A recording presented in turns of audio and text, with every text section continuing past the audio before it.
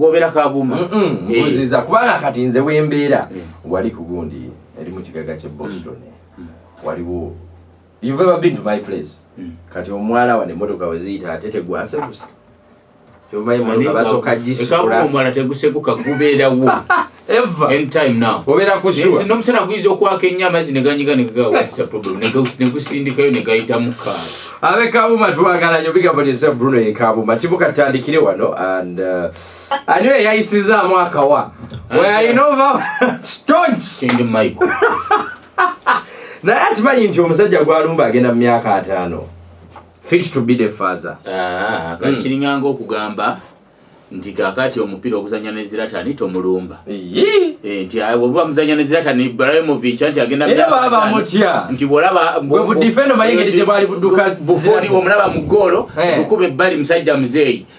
The problem with being wobanga oli ku status y'omuntu nga oyimba music wagamba murenje mumuyimba bye bimweje emyaka bakati bebe kulu music gwayimba bavubuka achabayimbira so abavuka bateko mu attackinga ne wandi ulide senge nyombo zibadde na Moses Matovu zandi badde senga yasala bwecho oshegera because kati now wobo lumanga Silver Kyagulanyi oteka muandikira baluwa kale woboli mpola timo ate tiyalumba leka mukadigine gaba amasati nawe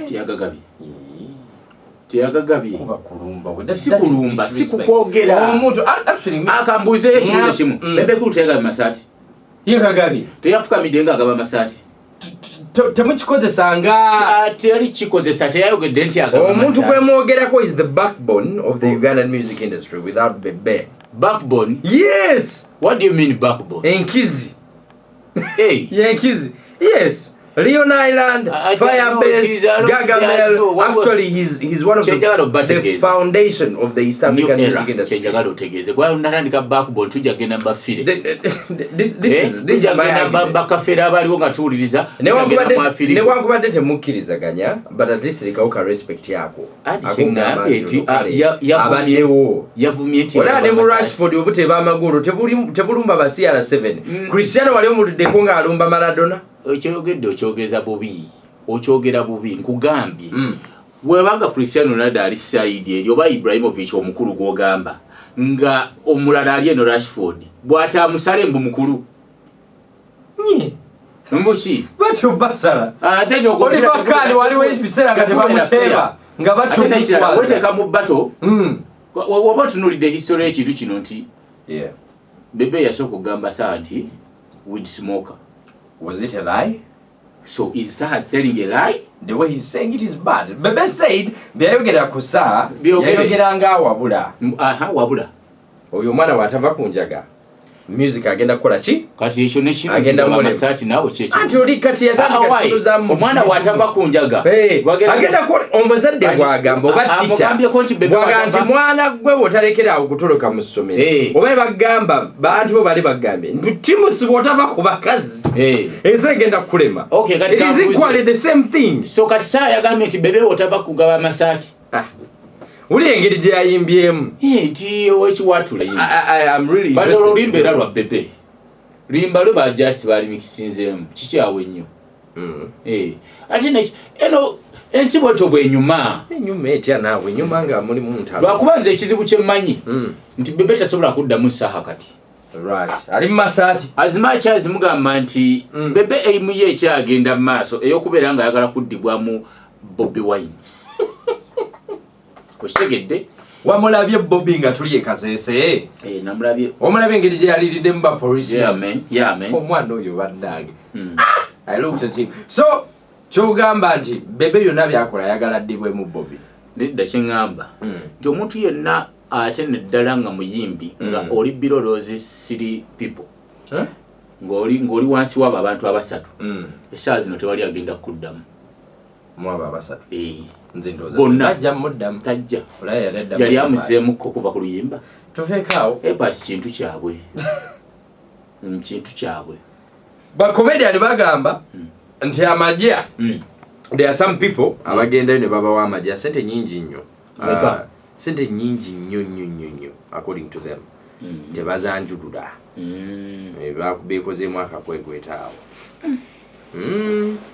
kati sente zino kyembuza bazijeyo ddi wuliriza ebigambo bino wammanga bano bannaffe bakomediani abakulukulu bano bamuhanzi bwe bagenda eri bano batuka babujingo babujju baani awo basalva bwe bagenda eri bo balaga balinga babalaga nti boyo batukontrolinga ffenna kontrol yaabwe tuli batabani baabwe kati nga bakwatira obukadde 2-3 nga babubawa bwe babubawa nga basirika batula kuziri obumbi oluka mbu bamuhanzi Salvador bafuna ssente ne bakola bati ne basirika ne batabaako kye banyiga kati waliwo ekintu kino kye bagamba mu statement mwayogedde nti bano bakomediani abakulu kankuddire kakati agambye nti bakomediani abakulu mb'omuli bamuhanji so there was a time nga ng'okutta akasambu simanyi oli kenina kakulumu bakakulumu waliwo time nga kapale nga muhanji yeguya kapale okubeera ku shoyi obeeranga nnyo notaluzinga time eyo okitegera kati kapale wagamba muhanji nti ye mukulu ng'ate kapale ye mukulu wa muhanji oba kapale nga komediani bonna bayogedde awo kapale ye mukulu waabwe mu game lwaki tebakonsideringa kapale ne bamuyita ne bamuwa ssente connection no positioning yes when muhanji is coming ajira mu suit n'ayita kapale najja nga ajjemu empale ani akuyita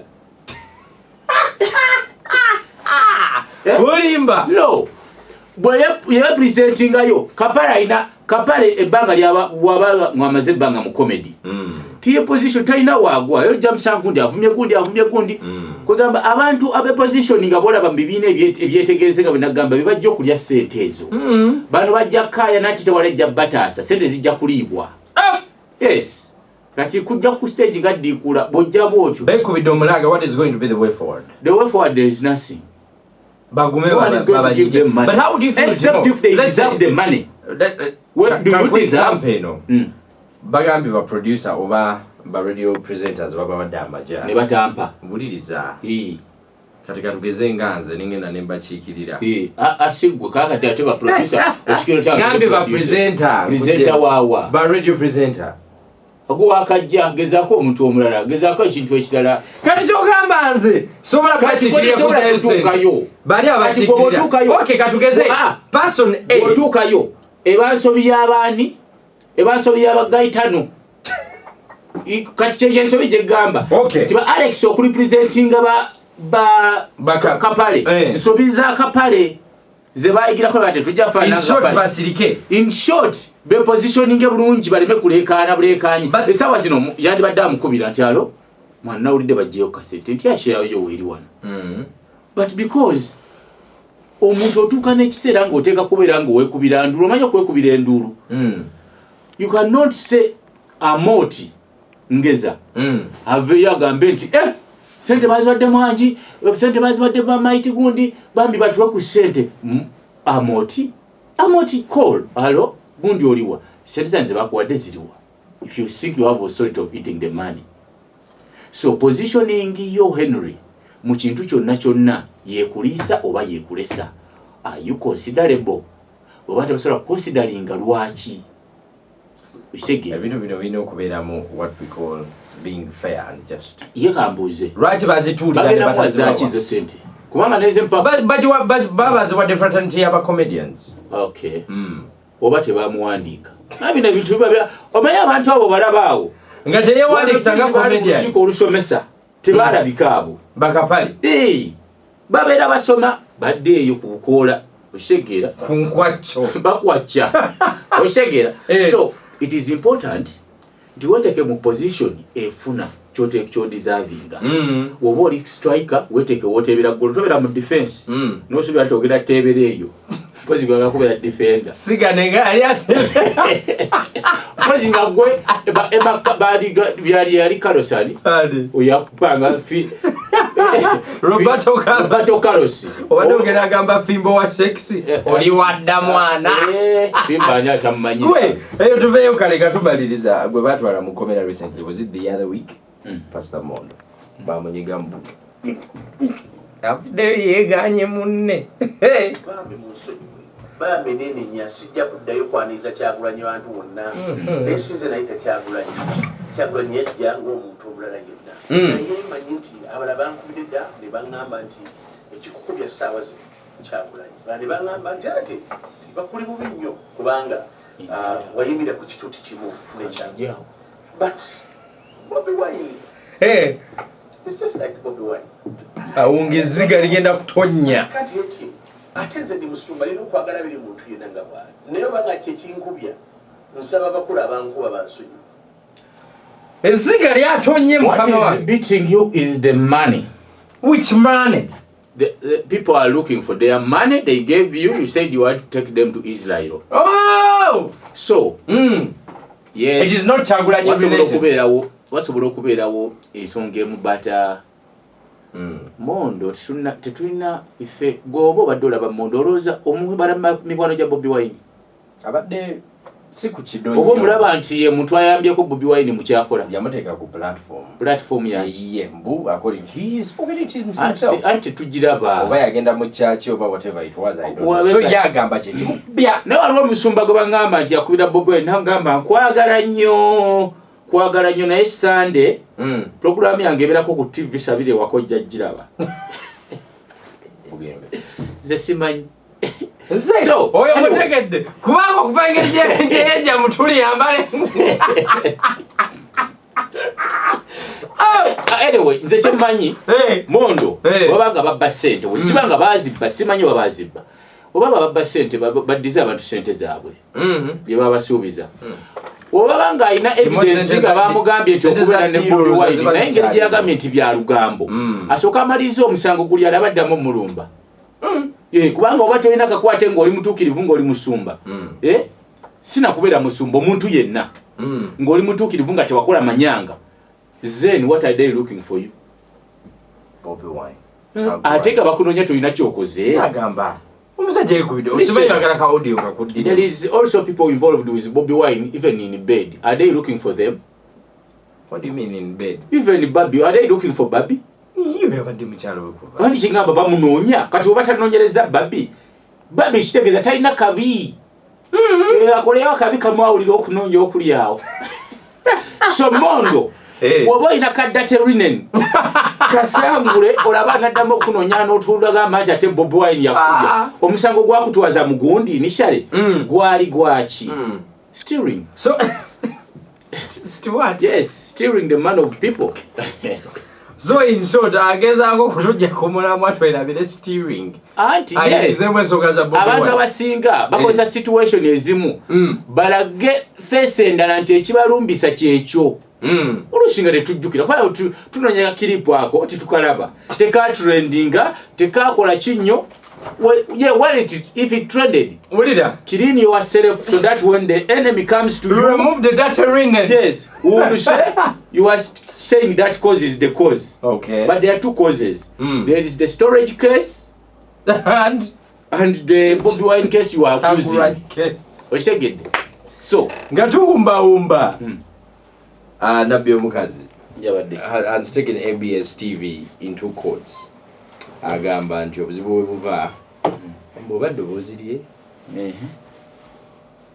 nti dobozirye abadde but because they're using her and of course Obama she's supposed to be a partner or something but what I know abatute mbuga z'amateeka ayagala bibye what is supposed to be hers is supposed to be hers mbo she was among the people abaina idea eyo eyokutandikawo television eyo so I was here when ABS started no nga tuli naawe wano negamba nabbi omukazi wants to come back abantu bwe bamukwatira ku bigerawo those are signals of somebody wanting to come back okay kubanga yatunulira abantu abo bonna ewayiga kye yali ateeka okulaga n'obugere bwe kwe kulaga abantu ti ku bugere bwange kuliko amafuta oshegedde so kati awo shegeza yali asaba mulimu ng'agamba bonna bali mu church can't you see that I have the energy tolaba nti abantu banzirukirira wekigaana ateeka okunoonya wanoonya partnership nti simanyi mwali oba partnership gyanoonya oba yalimu mu church oba yali biki yalimu twamulaba ne video weeziri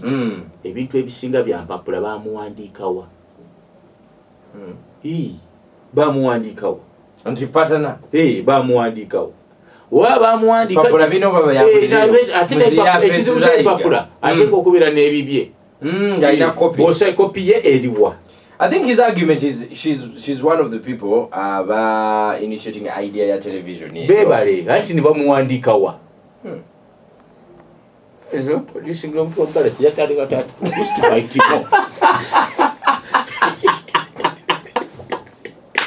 Olimba. Hey, that's so what you're trying to say abere kuwalani because ebintu byonna kasitoteeka mu amateeka ataliko tulaga empapula where videos of them saying oh Nabbi were part of this waba yagala kuddayo kukola tisokaddeyo remember the things the man did to her ebipozi byaba claiming naye kwa claiming we buried him.